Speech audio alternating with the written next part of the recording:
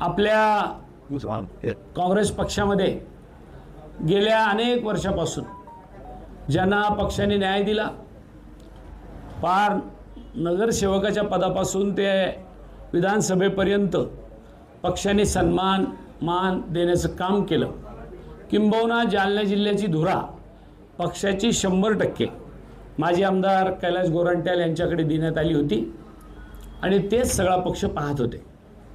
मला जेव्हा कळलं की कैलास गोरंट्याल सेठ हे BJPकडे किंबहुना भारतीय जनता पक्षात प्रवेश घेऊ इच्छितात किंवा जाणार आहे, मला अशी कुणकुण लागल्याबरोबर मी दिल्लीहून आल्यानंतर पहिल्यांदा त्यांच्याकडे गेलो. त्यांना विनंती केली की असं काही करू नका. बाकीच्या जिल्ह्यामध्ये एखादा असा वाद राहतो किंवा काँग्रेस पक्षाने दुसऱ्या एखाद्याला न्याय दिला आणि त्याला न्याय दिल्यामुळे तुमच्यावर अन्याय झाला आणि इथं 2-3 पॅरलल नेतृत्व फळ्या आहे, हा गट आहे तो गट आहे तो गट आहे, असं काही विषय आहे म्हणून तुमच्यावर अन्याय होतो, असं काही आहे का?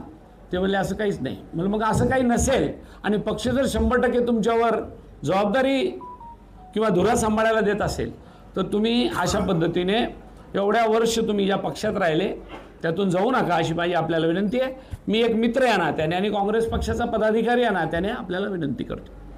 जेव्हा मी त्यांना जाऊन बोलून आलो त्यांनी मला सांगितलं, मला तुमच्या कुणावर राग वगैरे काही नाही आहे, मी माझा निर्णय मनातून असा झाला आहे की आपण आता पक्ष बदलला पाहिजे किंवा त्या पक्षात गेलो पाहिजे. काय कारण आहे काय नाही काही सांगायला मला तयार नव्हते, परंतु मी म्हटलं तुम्ही माझ्यासोबत एवढ्या वर्षापासून पक्षात काम करताय, मी जालन्यामध्ये तसं काही संभाजीनगर औरंगाबाद आणि जालना हे काही फार दूरचा विषय आपला नात्याचा नाही आहे सगळ्यांचाच, त्यामुळं आपल्या एकमेकाच्या सगळ्या गोष्टी एकमेकाला माहिती आहे की आपण काय ते काय मी काय तुम्ही काय. तर त्यांना विनंती करायचं काम आपलं होतं. त्यांनी त्या दिवशी मला सांगितलं तसं काय आता करता येणार नाही, मी फार पुढे गेलो आहे, ठीक आहे काय हरकत नाही. म्हणून आत्ता आम्ही आमच्या कामाला आजपासून लागलेलो आहोत. पक्ष संघटन बांधण्याचं जे काही काम इतक्या दिवस खोळंबलं होतं किंबहुना थांबलं होतं ते इथून पुढे जोमाने कामाला लागण्याची भूमिका प्रदेश काँग्रेस कमिटीचे अध्यक्ष सन्मान्य हर्षवर्धनदादा सपकाळ हे परवा मागच्या आय थिंक सोमवारी मंगळवारी जालन्याला आले.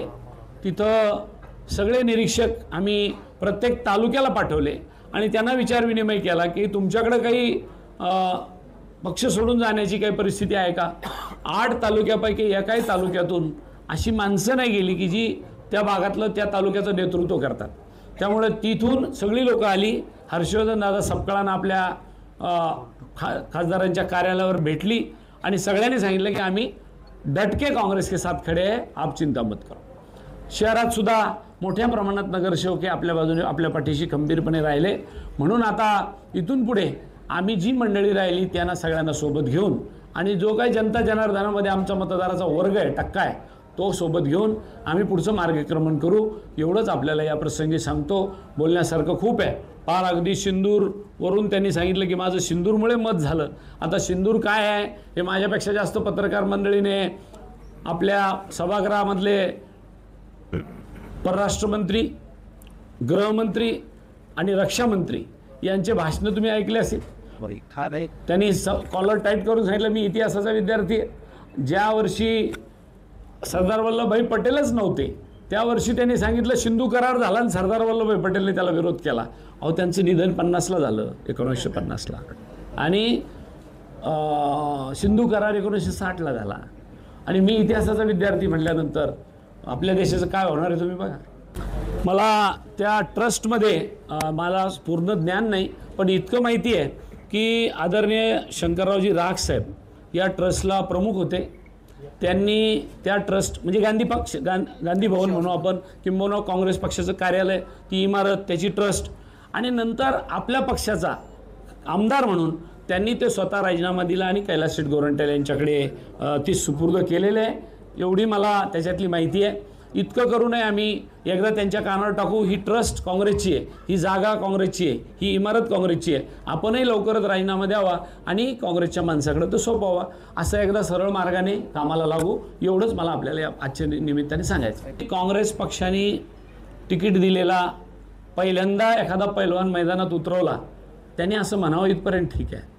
ज्याने 30-30 वर्ष निवडणुका लढवल्या असं तिकीट दिलं आणि वाऱ्यावर सोडलं म्हणता येतं का? असं म्हणता येत नसतं. म्हणून त्याने आता जायचं म्हणून काँग्रेसवर काही आरोप करणं, मला असं वाटतं हे न बोललेलं बरं. बाकीच्या काही गोष्टी लागतात. बाकीच्या काही गोष्टी लागतात का? तर काय लागत होतं त्यांनाच माहीत.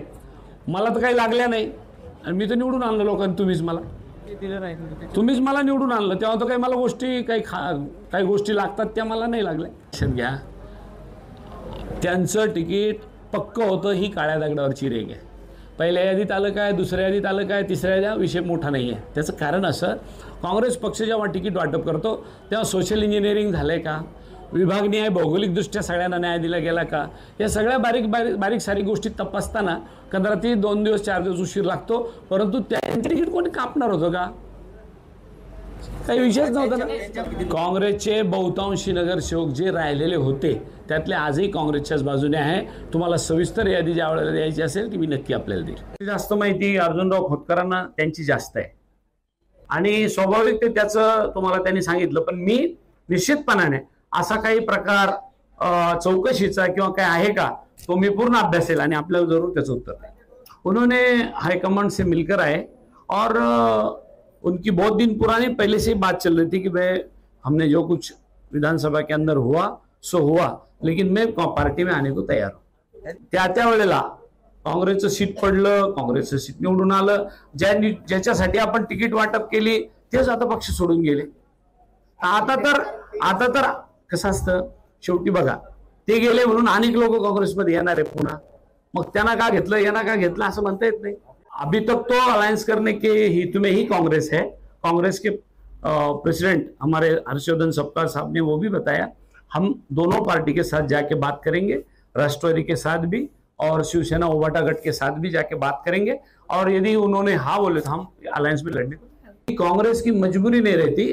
क्या है, जब अपना एखादा नुमाइंदा चुनकर देना है और वो चुन के देने के लिए उसकी सर्वे में उसका नाम आता है, क्या करना चाहिए क्या नहीं करना चाहिए, यदि वो बात हो जाती तो आसान जाता. इसलिए वो सिटिंग एमएलए थे करके उनको टिकट देना चाहिए था, बाकी कुछ नहीं था. उनको तीसरे नंबर में क्यों डाले और वो बोलते थे कि हाथ में कमल है. ये गलती है क्या भूल है? नहीं, कांग्रेस की गलती नहीं है. अपने परिवार में एखादा आदमी कुछ छोटी मोटी गलती कर लेता है तो उसको समझा के आगे चल के काम करना ये संगठन का काम है. इसलिए संगठन आगे जाके काम करता है.